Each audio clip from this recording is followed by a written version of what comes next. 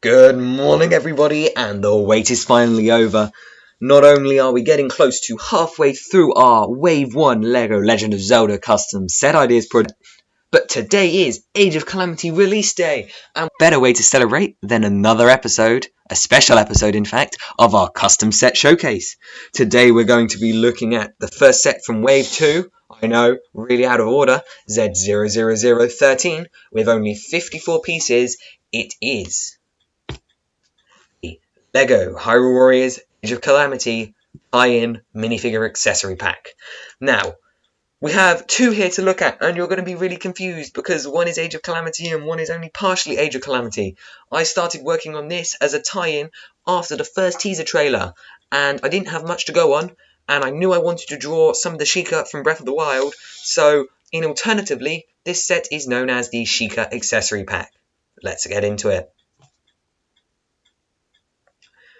Okay, so welcome to set Z0013 with 54 pieces, ages 8+, and it is the Sheikah minifigure accessory set, or the Age of Calamity minifigure accessory. 0013 with a Sheikah minifigure pack, ages 8+, 54 pieces, 4 minifigures for £12 to £15. We have a quick description here to read, it's another short one.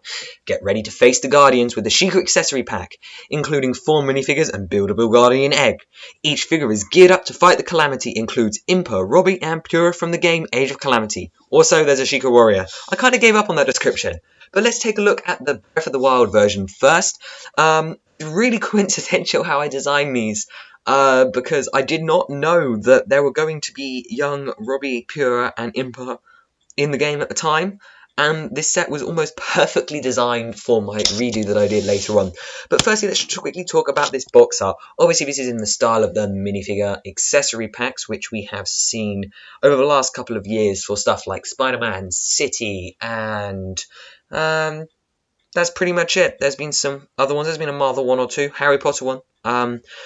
Yeah, but I really like this style. I knew I wanted to do one from the beginning. I just knew it was going to be in something like Wave 3. But Age of Calamity kind of popped out of nowhere, and the Guardian Egg, and I kind of wanted to draw that, so I did, and then I was like, well, we're going to put some Sheikah with it, because it's Sheikah, and then the game came out, and I was like, oh, I've got to move it up, but it's not part of Wave 1, because it's not in my Wave 1 full showcase stuff, so it's in Wave 2, and I like particularly the next stage of packaging which I'm developing here. I think a lot more of my packaging is going to have some texture, unlike some of the initial ones. So I added some red hue to represent some of that Maris glow from the Age of Calamity logo. You know what I'm talking about. You also got all the pieces inside the transparent minifigure, as well as showing you the figures in the set.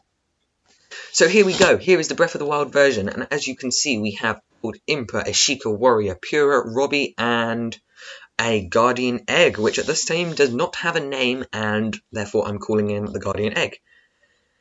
And in our second set, we have another set of 4 figures, with one duplicate being the Chica Warrior, because both of these would not be released. That's why they have the same number. It'd be one or the other. It's just because the new trailers came out with Impa, Robbie, and Pura, and that just led me to completely switch out those 3 because, well, it made sense. They were both in my original design, they fit with the egg better, and then they were in the trailer. So same box design, just 3 different characters. And here you can see them all again with young Impa, Pura, Robbie, and the egg. So here's the egg.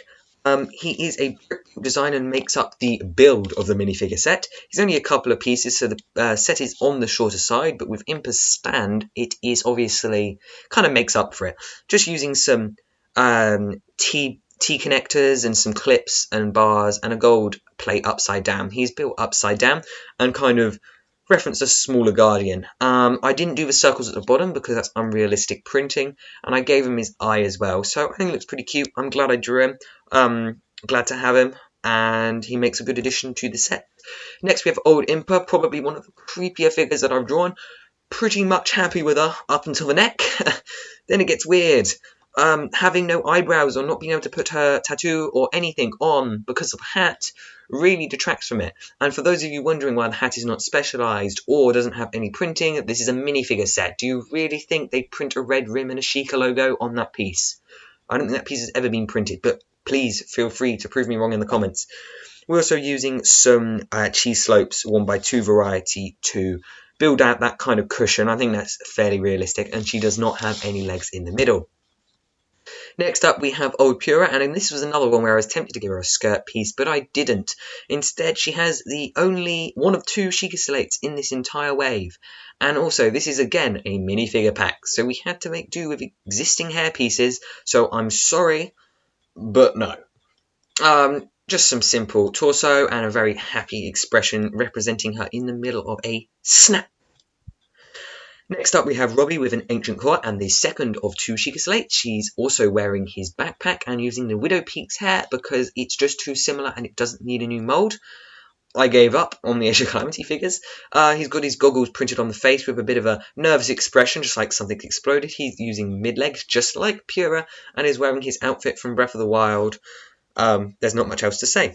We also have the Chica Warrior, which is based off the stealth armor from Breath of the Wild. I wanted to include this armor, but did not want to use the link, so this seemed like the perfect place.